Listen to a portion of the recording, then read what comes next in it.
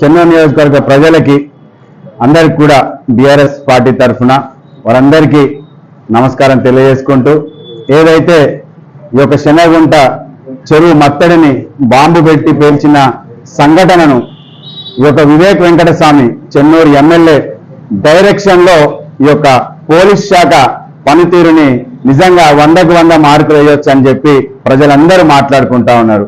ఏదైతే వివేక్ వెంకటస్వామి అయ్యా ఎక్కడున్నాడో ఈ చెన్నూరు ఎమ్మెల్యే కానీ ఈ చెన్నూరుకి మాత్రం పరిమితం కాడు. హైదరాబాద్లో, ఢిల్లీలో, ఇక్కడ అమెరికాలో ఉంది ఒక వీడియో రిలీజ్ చేసిండు.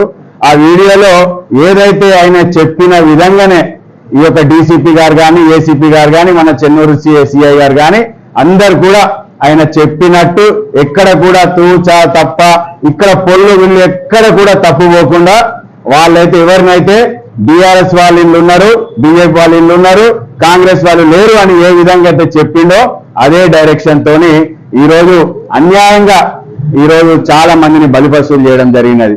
పోలీస్ శాఖ డీసీపీ గారు నేను అడుగుతాను, అయ్యా పోలీస్ శాఖ అంటే అత్యంత గౌరవం ఉన్నది, మీరంటే మాకు చాలా విశ్వాసం ఉన్నది, మీరందరూ ఖచ్చితంగా దీన్ని మంచిగా పరిశీలించి సరైన దోషులని ఈరోజు అరెస్ట్ చేస్తారనుకుంటే మీరు ఆ దోషులకి కొమ్ము కాసి ఈరోజు వారిని ప్రెస్ మీట్ లో గౌరవంగా సంబోధించినప్పుడే మాకు చాలా బాధ అనిపించింది. మీ స్థాయిని మీరు దిగజార్చుకొని ఈరోజు బాపురెడ్డి గారు అని ఒక 4 కోట్లు ఆయన ఇచ్చి భూమి కొనుక్కున్నాడని ఆయనకి ఇంకా రిటర్న్ పైసలు ఇవ్వాలని మీరు మాట్లాడారు. నేను ఇదే ప్రెస్ సాక్షిగా డీసీపీ గారు చెప్పిన మాట ప్రకారం అడుగుతా ఉన్నాను, ఈ బాపురెడ్డి గారికి 4 కోట్ల రూపాయలు ఎక్కడి నుండి వచ్చినాయి? ఈ యొక్క 4 కోట్ల రూపాయలకి ఆయన ఇన్కమ్ ట్యాక్స్ కట్టిండా? ఈ 4 కోట్ల రూపాయలు వైట్ మనీయా, బ్లాక్ మనీయా? మరి డీసీపీ గారు 4 కోట్ల రూపాయలు అని సంబోధించినప్పుడు ఖచ్చితంగా 4 కోట్ల రూపాయలు ఇచ్చినట్టు అని మేము అనుకుంటా ఉన్నాం. ఈ 4 కోట్ల రూపాయలు ఎక్కడియో కూడా డీసీపీ గారు, ఏసీపీ గారు ప్రజలకి చెప్పాల్సిన బాధ్యత వారిపైన ఉన్నది. ఇంకొక మాట మాట్లాడుతున్నారు, బాపురెడ్డి గారు కొనుక్కున్నారు, ఆయనకి సంబంధం లేదని. నేను అడుగుతా ఉన్నాను, ప్రజల తరఫున బీఆర్ఎస్ పార్టీ తరఫున నేను అడుగుతా ఉన్నాను, ఈ యొక్క చెరువు మత్తడి పేలిస్తే దీంట్లో అత్యధికంగా లాభపడే వ్యక్తి ఎవరని నేను ఈరోజు సూటిగా ప్రశ్నించదలుచుకున్నాను. ఈ రోజు మత్తడి పేల్చిన తర్వాత ఆ నీరు పోయి ఏదైతే వెంచర్ ఉన్నదో అందులో అత్యధిక లాభం పొందే వ్యక్తి ఈ బాపురెడ్డి గారు. ఈ బాపురెడ్డి గారు ఇంకొక వ్యక్తి ఎవరు ఉన్నారు దీని వెనకాల సూత్రధారి, వెనకాలని నడిపిస్తున్న వ్యక్తి అంటే ఈ షాడో ఎమ్మెల్యే. ఆ 25% కోసము ఈ యొక్క బాపురెడ్డిని పక్కదో పట్టించి బాపురెడ్డిని సేవ్ చేసుకొని ఈరోజు ఆ పైసలు దండుకుందామనే ఆలోచనతోనే ఉన్నాడు. నేను పోలీస్ శాఖని మరొక ప్రశ్న అడగదలుచుకున్నా, అయ్యా ఒకవేళ బాపురెడ్డి గారు దోషి కాదు, బాపురెడ్డి గారు సొక్క పూస మంచోడే అని అనుకుందాం, 4 గంటల రాత్రిపూట మీరు ఆ తెల్లవారుజామున అంతమంది పోలీసులతోని హంగామా చేసి ఎందుకు వాళ్ళ ఇంటి మీద దాడి చేయడం జరిగినది? ఎందుకు ఆయన పారిపోతున్నాడు? ఎందుకు ఆ పారిపోతున్న వ్యక్తిని మీరు గల్ల పట్టుకొని ఆ రోజు వచ్చిన పోలీస్ శాఖ వారు గల్ల పట్టుకొని మ్యాన్ హ్యాండింగ్ చేసి జీబులో పెట్టి ఆయనని పోలీస్ స్టేషన్ తరలించాల్సిన అవసరం ఎందుకు వచ్చిందని అడుగుతా ఉన్నాను. ఒకవేళ ఆయన దోషి కాకపోతే మీరు 9 గంటలకో 10 గంటలకో పోలీస్ స్టేషన్కి రమ్మంటే ఖచ్చితంగా వచ్చి మీకు సమానం చెప్తారు కదా. పోలీస్ శాఖ వారు క్షుణ్ణంగా పరిశీలించి మీ యొక్క CDR కాల్ రికార్డింగ్ అన్ని డేటా తెప్పించిన తర్వాత పోస్ట్ ఆపరేషన్ తర్వాత వాళ్ళు ఏమేమి మాట్లాడుకున్నారు అన్ని మీరు పరిశీలించిన తర్వాతనే బాపురెడ్డి ఇన్వాల్వ్ అయిందన్న సంగతి మీకు స్పష్టంగా తెలిసిన తర్వాతనే 4 గంటల తెల్లవారుజామున వచ్చారని మీరు అరెస్ట్ చేసి తీసుకుపోయినారు. మరి వెంటనే 9:30 ప్రాంతంలో మళ్ళీ వదిలేయడం జరిగినది. ఈ మధ్య కాలంలో ఏం జరిగిందని ప్రజలకి సమానం చెప్పే బాధ్యత మీ పైన లేదని నేను అడుగుతా ఉన్నాను. ఖచ్చితంగా ప్రజలు కానీ మేము కానీ అనుకున్నది ఒకటే, మీకు వివేక్ వెంకటస్వామి అనే ఒక కాంగ్రెస్ ఎమ్మెల్యే ఫోన్ చేసి ఆ కాంగ్రెస్ లో ఎవరైతే ఉన్నారో వాళ్ళు వదిలేయాలని చెప్పి మిమ్మల్ని శాసించారు, బెదిరించాడు. ఆ బెదిరింపులకే ఈ రోజు మీరు బాపురెడ్డిని ఆ రోజు వదిలేసిండ్రు. ఈ రోజు కనీసం ఈ కేసులో కూడా ఆయన ఒక దోషిగా కూడా మీరు నిరూపించలేకపోయినరు. మీరు బాపురెడ్డి దగ్గర ఏ మతలైందో మాకు తెలియదు, ఎమ్మెల్యే చెప్పాడు, ఎంపీ చెప్పాడని మాత్రం ప్రజలు మాట్లాడుకుంటున్నారు. అదే వాస్తవం అని చెప్పి ఈ రోజు మీరు బాపురెడ్డి గారిని పక్కన పెడితే నిర్ధారణ అయింది.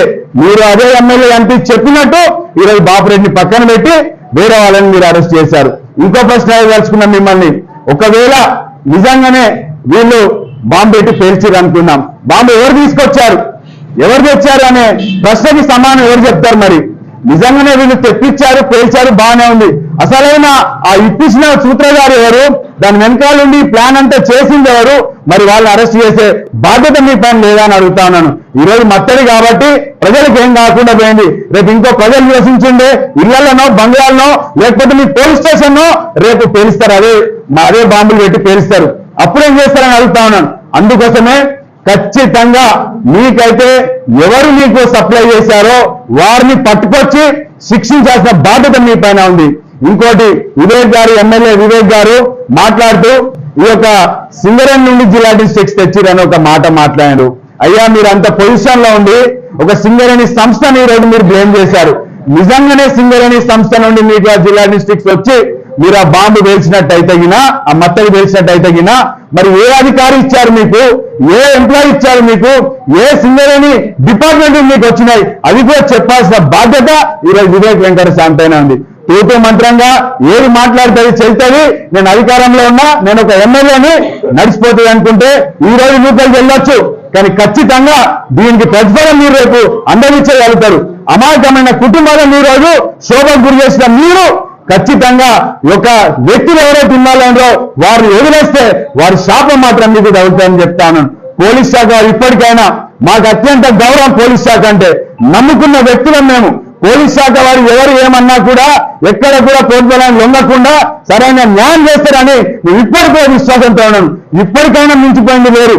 మీరు అరెస్ట్ చేసిన ఈ వ్యక్తులు 14 మంది వ్యక్తులు ఉన్నారో ఆ వ్యక్తుల దగ్గర మళ్ళొకసారి డేటా తీసుకోండి, వాళ్ళని అడగండి, క్షుణ్ణంగా పరిశీలించండి. వాడు బాపురెడ్డి పేరు చెప్పరా లేకపోతే ఓపెన్ గా ఇదే చెన్నూరు నడిపొట్టున ఓపెన్ ఎంక్వైరీ పెట్టండి. వాళ్ళందరినీ అడగండి, ఎవరు చేసింది సూత్రధారి ఎవరని, అత్యంత లాభపడే వ్యక్తి ఎవరని మాట్లాడండి. ఈ 14 మందిలో ఏ ఒక్కరు కూడా బాపురెడ్డి పేరు చెప్పకపోతే జై తెలంగాణ. ఏదైతే గత నెల 16వ తారీఖు రోజు చెన్నూరు పట్టణ కేంద్రంలోని ఏదైతే చెనుగు కుంట మత్తడి మరి బాంబులతో తెలిసిన ఘటన మనందరూ తెలుసు.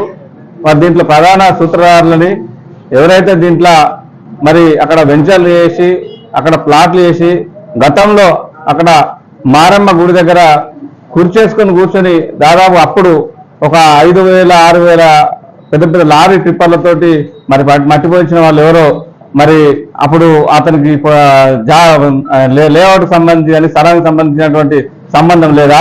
మరి ఇవాళ దోషిగా చూపెట్టకుండా ఇవాళ అతన్ని అరెస్ట్ చేయకుండా కేవలం అమాయకులు పాపం అలా వాళ్ళు ఏదైతే గతంలో 2-3 సంవత్సరాల కింద మరి అమ్ముకున్నారు. మరి అమ్ముకున్న వాళ్ళని ఇవాళ వీళ్ళందరినీ దోషులు చూపించి ఇవాళ దాదాపు 15 కుటుంబాలకు మరి వాళ్ళ పిల్ల పాపలకు మరి లేనిపోని శోభ మరి మన అరెస్ట్ చేసి వాళ్ళ పండుగ పూట మరి పండుగ జరుపుకోకుండా వాళ్ళ పిల్ల పాపల మరి వాళ్ళ పాపం కానీ వాళ్ళ శోభ కానీ మరి మీకు వాళ్ళ తాకుతానే విషయాన్ని కూడా తెలియజేస్తున్నాం. ఎందుకంటే మీరు లాభం పొందే విధంగా మీకు ఏదైతే ఈ నీళ్లు పోవాలి అని వాళ్ళ మీద నీళ్లు లేకుండా చేయండి అని చెప్పేసి అని అక్కడ ఉన్నటువంటి అమాయక ప్రజల్ని ఉసిగొల్పి వాళ్ళకు లేనిపోయిన ఆశలు చూపించి మీ స్వలాభం కోసం మీరు కోట్ల లాభం పొందడం కోసం మరి అక్కడ ఉన్నటువంటి అమాయక ప్రజల్ని రెచ్చగొట్టి మీ లాభం పొందడం కోసం చేసిన ఈ యొక్క కుట్రల మరి మిమ్మల్ని అరెస్ట్ చేయలే అంటే మరి మన చెన్నూరు నియోజక ప్రజలుగా దీన్ని మరి పోలీసు వ్యవహరించిన తీరుని చాలా తప్పుగా అపార్థం చేసుకుంటున్నారు.